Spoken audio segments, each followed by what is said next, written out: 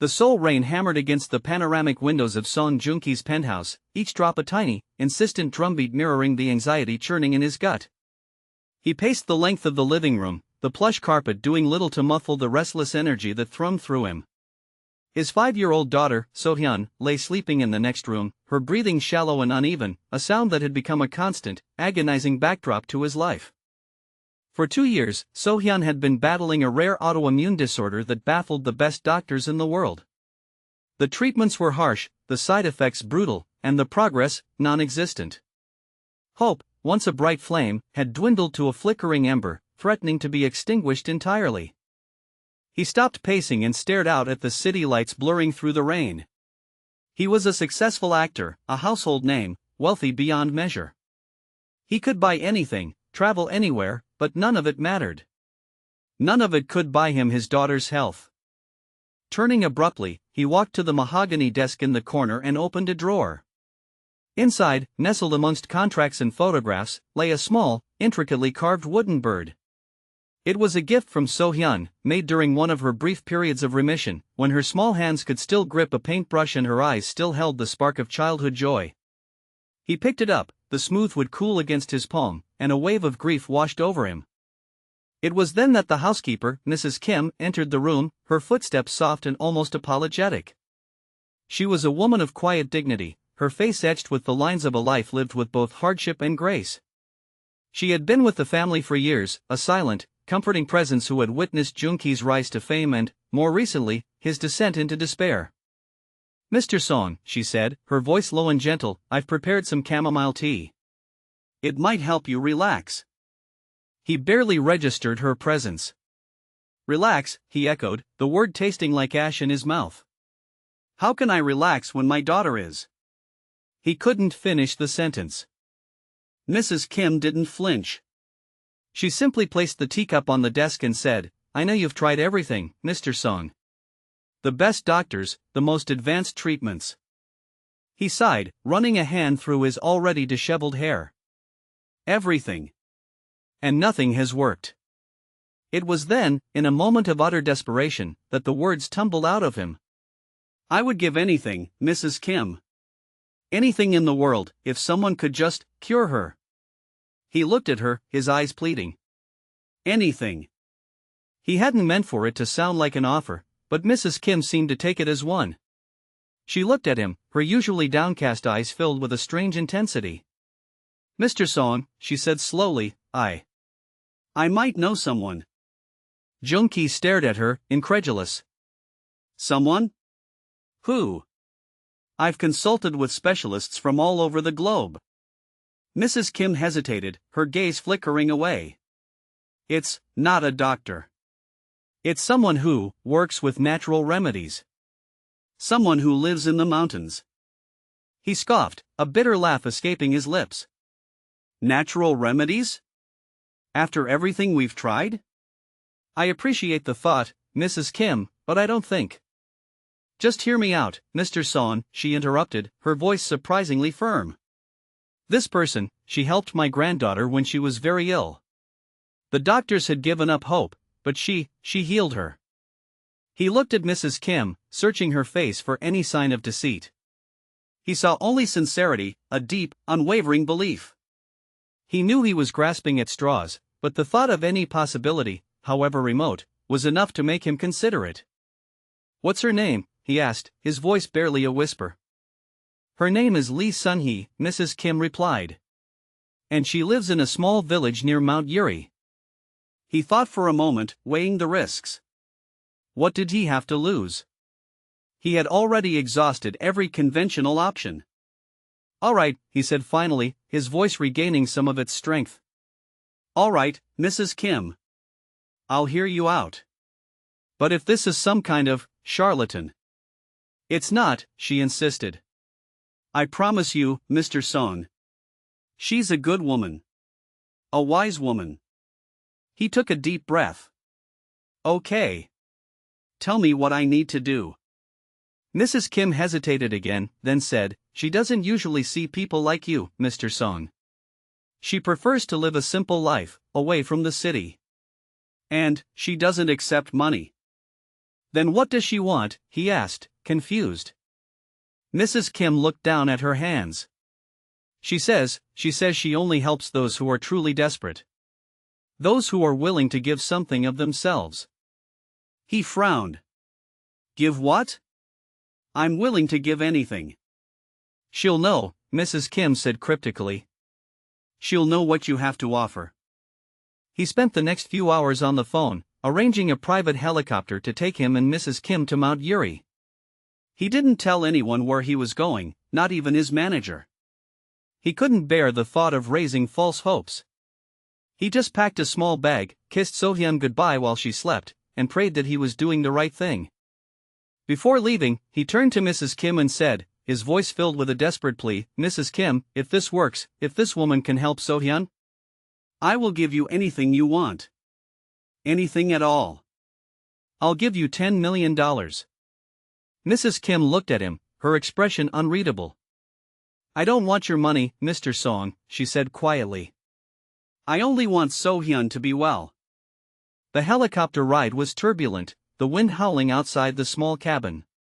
As they approached Mount Yuri, Joong-ki looked out at the vast expanse of green, the towering peaks shrouded in mist. He felt a sense of unease, a feeling of stepping into the unknown. He was a man used to control, to having everything meticulously planned and orchestrated. But here, in this remote wilderness, he was completely out of his element. He was placing his daughter's life in the hands of a woman he had never met, a woman who lived by different rules, a woman who might hold the key to his daughter's salvation, or his ultimate heartbreak. The helicopter landed in a small clearing, and they were met by a young boy who led them along a winding path through the forest. The air was thick with the scent of pine and damp earth, and the only sounds were the rustling of leaves and the chirping of birds. After what seemed like an eternity, they reached a small, unassuming cottage nestled amongst the trees. Smoke curled from the chimney, and a small garden, overflowing with herbs and flowers, surrounded the house. Standing in the doorway was a woman, her face weathered and lined, her eyes piercing and wise. This was Lee Sun-hee. This was the woman who held So-hyun's fate in her hands. And what happened next, no one, least of all Song Joong-ki, could have ever predicted. Lee Sun-hee simply stood there, her gaze unwavering, meeting Joong-ki's anxious eyes. She didn't offer a greeting, nor did she seem surprised to see him, a globally recognized celebrity, standing on her doorstep. She emanated an aura of quiet strength, a deep connection to the earth that both intimidated and intrigued him. Mrs. Kim bowed deeply.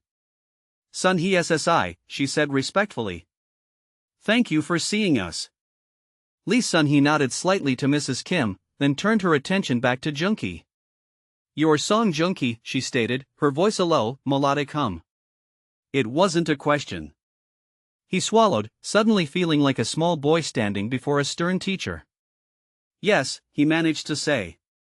I'm here because Mrs. Kim told me you might be able to help my daughter. Lee Sun-hee studied him for a long moment, her eyes seeming to penetrate his very soul. He felt exposed, vulnerable, stripped bare of his fame and fortune, reduced to nothing more than a desperate father. Finally, she spoke. Come in, she said, gesturing towards the open doorway. The cottage was small and sparsely furnished, but it felt warm and inviting.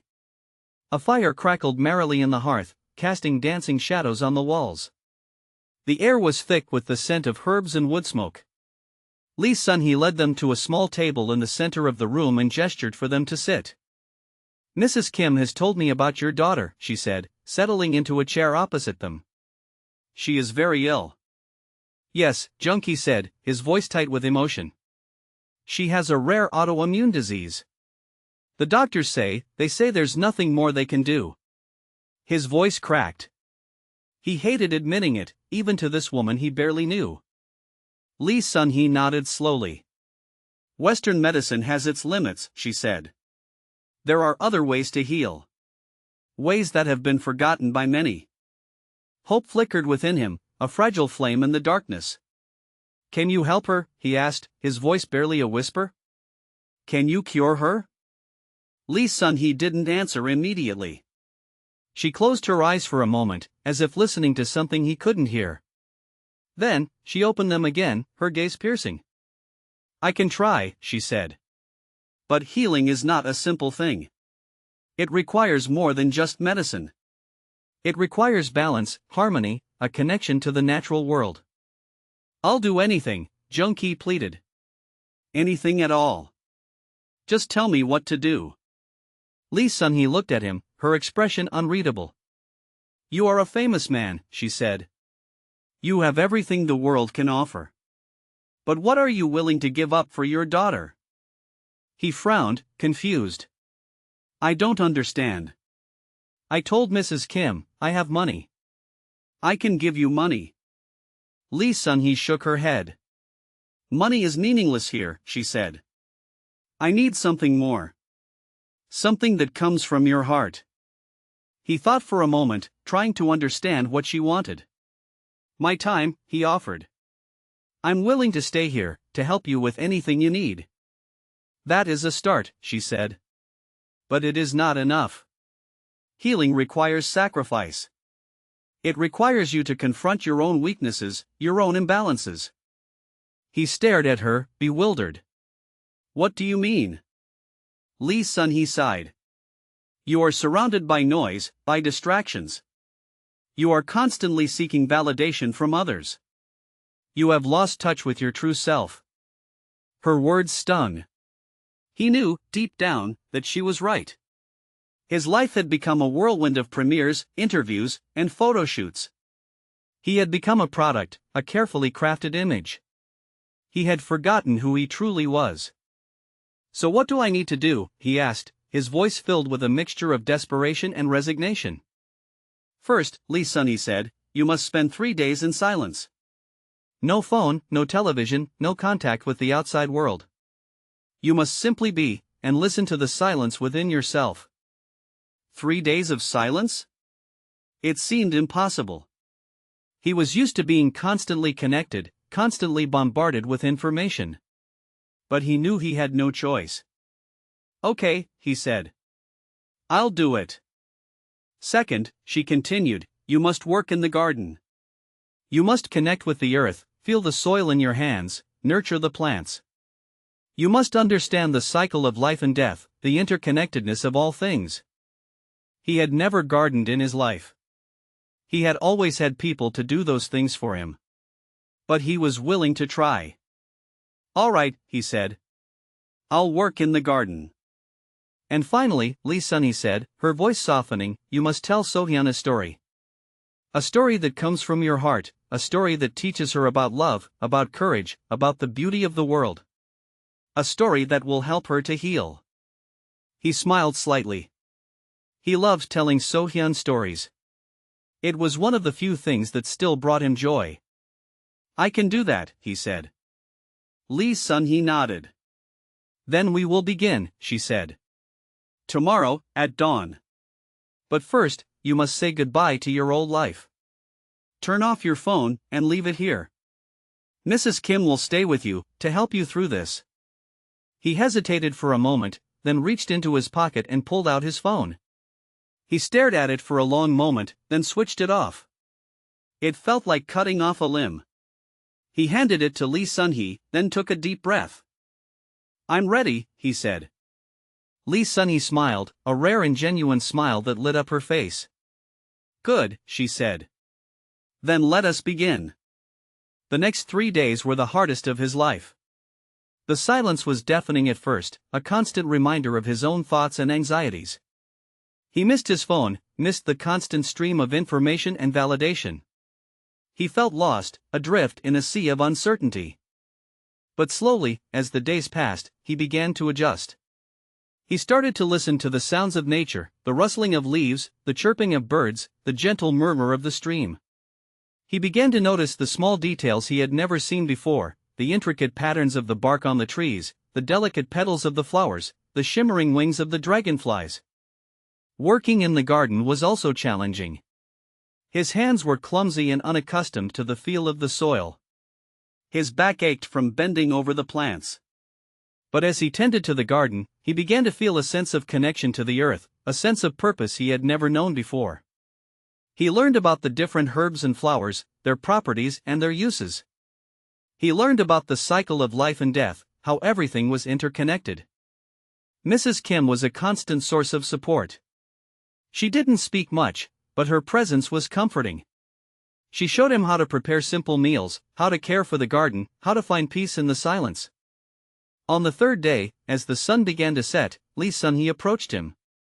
"It is time," she said. "Time to tell So-hyun her story." He nodded, his heart pounding in his chest. He had spent the last 3 days thinking about what he wanted to say, what he wanted to teach his daughter. He had decided to tell her a story about a little bird who lost its way, but who eventually found its way back home with the help of its friends. Lee Sun-hee led him to a small room in the cottage. In the center of the room was a small, simple bed. Lying in the bed was So-hyun. His heart ached at the sight of her. She looked so small and frail, her face pale and drawn. He knelt beside the bed and gently took her hand. "So-hyun, he whispered. "Appa is here." Her eyes fluttered open, and she smiled weakly. "Appa," she said, her voice barely audible. He kissed her forehead. "I'm going to tell you a story," he said. "A story about a little bird." And then, he began to tell her the story. He told her about the little bird who lost its way, about the challenges it faced, and about the friends who helped it to find its way back home. He told her about the importance of love, of courage, and of never giving up hope. As he told the story, he felt a strange sensation, a warmth spreading through his body. He felt a connection to his daughter that he had never felt before. He felt like he was pouring his heart and soul into the story, into her. When he finished the story, he looked at So-hyun. Her eyes were closed, and she was sleeping peacefully. He smiled. He didn't know if the story had helped her, but he knew that it had helped him. He stayed by her side for a long time, just holding her hand and watching her sleep. He felt a sense of peace he had not felt in years. He knew that whatever happened, he had done everything he could. The next morning, he woke up to find Lee Sun-hee standing beside him. "Come," she said. "It is time." He followed her outside, to a small clearing in the forest. In the center of the clearing was a small altar, covered with herbs and flowers. Lee Sun-hee gestured for him to kneel before the altar. He knelt down, his heart pounding in his chest. He didn't know what to expect.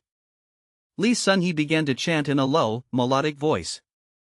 She sprinkled herbs onto the altar, and the air filled with their fragrant scent. She closed her eyes and raised her hands towards the sky. He watched her, mesmerized. He didn't understand the words she was saying, but he felt a powerful energy emanating from her. He felt like he was witnessing something ancient and sacred. Suddenly, Lee Sun-hee stopped chanting. She opened her eyes and looked at him. "It is done," she said. He stared at her, confused. "What do you mean?" "The healing has begun," she said. "But it will take time. You must be patient. You must continue to nurture her, to love her, to support her." He nodded, tears welling up in his eyes. "Thank you," he said. "Thank you for everything." Lee Sun-hee smiled. "The healing comes from within," she said. "You have the power to heal your daughter. You just need to believe." He returned to So-hyun's side. She was still sleeping peacefully. He watched her for a long time, waiting for her to wake up. Finally, she stirred. Her eyes fluttered open, and she looked at him. "Appa," she said, her voice stronger than before. "I'm hungry." He stared at her in disbelief. She hadn't eaten anything in days. "You're hungry?" he asked, his voice trembling. She nodded. "Yes," she said. "I want some rice porridge." He couldn't believe it. It was a miracle. He ran to the kitchen and prepared a bowl of rice porridge. He brought it back to So-hyun and helped her to eat. She ate the entire bowl, and then she smiled. "Thank you, Appa," she said. "That was delicious." He hugged her tightly, tears streaming down his face. He knew that the healing had truly begun. Over the next few weeks, So-hyun continued to improve. Her strength returned, her color came back, and she began to play and laugh again. The doctors were amazed. They couldn't explain what had happened. But Joong-ki knew. He knew that it was a combination of things: the natural remedies, the silence, the gardening, the story, and most importantly, the love. He had learned that true healing came from within, from connecting with nature, from finding peace in the silence, and from giving and receiving love. He returned to his life in the city, but he was a changed man. He was no longer driven by fame and fortune. He was driven by love, by gratitude, and by a desire to make a difference in the world. He never forgot Lee Sun-hee, and he visited her often, bringing her gifts of food and flowers. He learned from her, and he shared his experiences with others. He became an advocate for natural healing, and he used his platform to raise awareness about the importance of connecting with nature and finding peace within. And as for the $10 million he had offered Mrs. Kim? He set up a foundation in So-hyun's name, dedicated to helping children with rare diseases. He knew that money couldn't buy happiness, but it could make a difference in the lives of others. He had offered $10 million if the housekeeper could cure his daughter. But what he received in return was far more valuable: a renewed sense of purpose, a deeper connection to his daughter, and a profound understanding of the true meaning of healing. He had discovered that the greatest treasures in life were not material possessions, but the love of family, the beauty of nature, and the power of the human spirit. He had surprised everyone, including himself, by discovering what he truly valued in life. He saw Mrs. Kim, not just as his housekeeper, but as the woman who had guided him back to hope. He knew he had to give her the reward he promised. One sunny afternoon, weeks after So-hyun's remarkable recovery, Joong-ki sat with Mrs. Kim in the garden, now bursting with life, mirroring So-hyun's own vitality. He held a thick envelope in his hands. "Mrs. Kim," he began, his voice thick with emotion, "I can never truly repay you for what you've done. You brought hope when I had none, and you guided us to Sun-hee. I offered you 10 million won if So-hyun was cured. This is that." He extended the envelope, but Mrs. Kim gently shook her head, her eyes crinkling at the corners. "Master Son," she said softly, using the formal address she hadn't employed in years. "I did not do this for money. I did it because I cared deeply for you and So-hyun. I've watched you both for so long. Seeing her well again, that is my reward." He was taken aback. He knew Mrs. Kim was a woman of integrity, but this was beyond anything he had expected. "But I promised," he stammered. "Please, allow me to at least show my gratitude." Mrs. Kim smiled. "If you truly wish to show your gratitude, Master Son, then use that money wisely. Help others who are suffering, as you were. That is what will truly honor So-hyun's recovery and the gift Sun-hee gave us." He understood. He knew she was right. The foundation was the perfect way to fulfill his promise and honor her selfless act. "You are wiser than I thought, Mrs. Kim," he said, a genuine smile spreading across his face. "Thank you. I will honor your wish." He kept the envelope, but instead of giving it to Mrs. Kim, he added it to the foundation money. He would use it as intended. Life settled into a new rhythm. Joong-ki, once consumed by his career and the relentless pursuit of fame, found himself prioritizing time with So-hyun. They gardened together, read stories under the shade of the old oak tree, and simply enjoyed each other's company. He learned to be present, to appreciate the small joys of everyday life. His acting career didn't suffer, in fact, it flourished. But now, he approached his work with a different perspective. He sought out roles that resonated with his newfound values, stories that spoke of hope, resilience, and the importance of human connection. One day, while visiting Sun-hee in the mountains, he asked her a question that had been lingering in his mind. "Sun-hee SSI," he said respectfully, using the honorific suffix. "How did you know? How did you know you could heal So-hyun?" Sun-hee chuckled, a warm, earthy sound. "I do not know, Master Son. I simply listen. I listen to the earth, to the plants, to the energy that flows through all living things." So-hyun's spirit was strong, but her body was weakened. All I did was help her body remember how to heal itself. He pondered her words, realizing the profound truth they held. The body's innate ability to heal, nurtured by love, hope, and a connection to nature. It was a lesson he would carry with him always. So-hyun, now a vibrant and energetic little girl, often spoke of Sunhee and the magical mountain. She would draw pictures of the herbs and flowers she remembered, her imagination blossoming with each passing day. One evening, as he tucked So-hyun into bed, she looked up at him with her bright, innocent eyes. "Appa," she said, "when I grow up, I want to be like Sunhee Halmiani. I want to help people feel better." His heart swelled with pride. He knew that whatever path So-hyun chose, she would walk it with compassion, kindness, and a deep understanding of the interconnectedness of all things. He kissed her forehead. "I know you will, So-hyun, he whispered. "I know you will." He knew that the journey ahead would not be without its challenges. But he also knew that they were equipped to face them, armed with love, gratitude, and the unwavering belief in the power of healing. He had been offered 10 million won if his housekeeper could cure his daughter. She surprised everyone, not just by finding a cure, but by teaching him the true value of life, love, and the enduring strength of the human spirit. And that, he realized, was a gift beyond measure. The following years were a tapestry woven with threads of joy and purpose.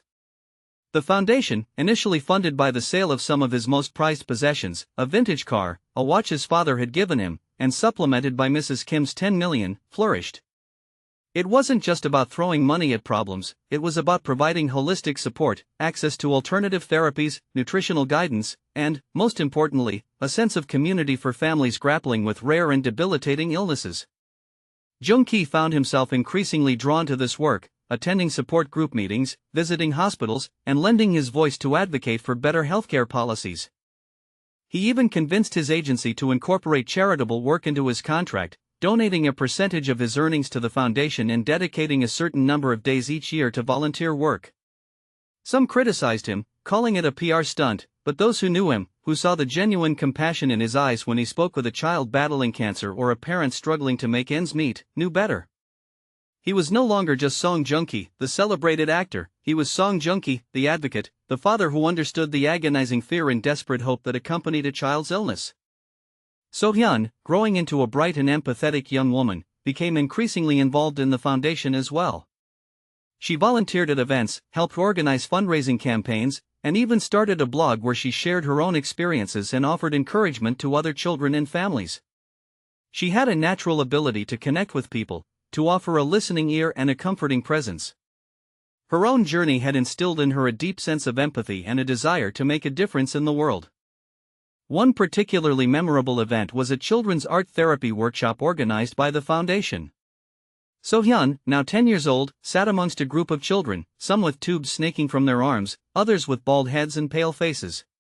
She helped them paint, sculpt, and express themselves through art, her laughter echoing through the room, a beacon of hope and resilience. Joong-ki watched from the sidelines, his heart swelling with pride. He saw not just his daughter, but a young woman who had transformed her own suffering into a force for good. He often thought about Mrs. Kim and Sunhee, the two women who had played such pivotal roles in their lives. Mrs. Kim, now retired but still a constant presence in their lives, would often visit, offering her wisdom and unwavering support. She was like a grandmother to So-hyun, a source of endless love and comfort. Sunhee, still living in her mountain hermitage, remained a guiding light, a reminder of the power of nature and the importance of listening to one's inner voice. They would visit her regularly, bringing her gifts of food and supplies, and spending hours listening to her stories and learning from her wisdom. One autumn afternoon, Joong-ki and So-hyun found themselves hiking up the mountain path to Sunhee's home. The leaves were ablaze with color, the air crisp and clean. So-hyun, now a confident and energetic young girl, skipped ahead, her laughter echoing through the trees. "Appa, do you think Sunhee Halmiani has any new stories to tell us?" she asked, her eyes sparkling with anticipation. Joong-ki smiled. "I'm sure she does, So-hyun. Sunhee Halmiani always has a story to tell." When they reached Sunhee's humble dwelling, they found her sitting on her porch, surrounded by herbs and flowers. She greeted them with a warm smile, her eyes crinkling at the corners. "Welcome, Master Son, So-hyun," she said, her voice as soothing as the mountain breeze.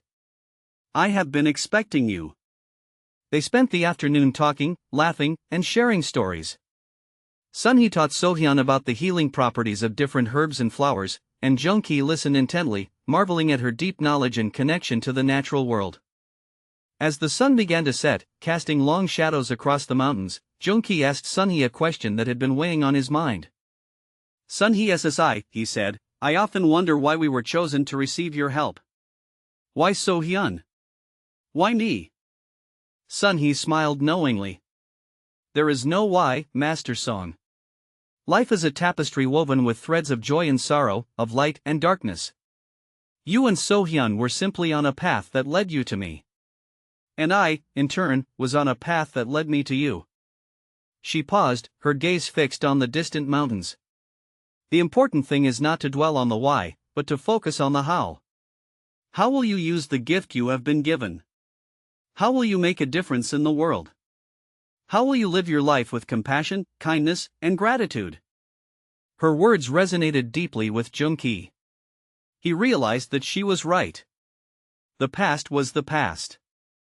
What mattered was the present and the future. He had been given a second chance, a chance to live a life of purpose and meaning. And he was determined to make the most of it. As they prepared to leave, So-hyun hugged Sun-hee tightly. "Thank you, Sun-hee Halmiani," she said. "I love you." Sun-hee smiled and kissed her forehead. "I love you too, So-hyun. Never forget the power within you." As they walked back down the mountain path, hand in hand, Joong-ki felt a profound sense of peace and gratitude. He had faced his greatest fear and emerged stronger, wiser, and more compassionate. He had learned the true meaning of love, loss, and the enduring power of the human spirit. And he knew that, together, he and So-hyun would continue to make a difference in the world, one small act of kindness at a time. The following spring, as cherry blossoms painted Seoul in delicate hues of pink, Joong-ki received a call. It was from a small, struggling children's hospital in the countryside, desperately short on funds and facing imminent closure. He remembered the sterile, cold environment of the hospital So-hyun had endured, the fear in the eyes of the children and the exhaustion etched on the faces of their parents. Without hesitation, he contacted his foundation's board. Within weeks, a substantial donation was made, securing the hospital's future. He visited the hospital himself, So-hyun by his side.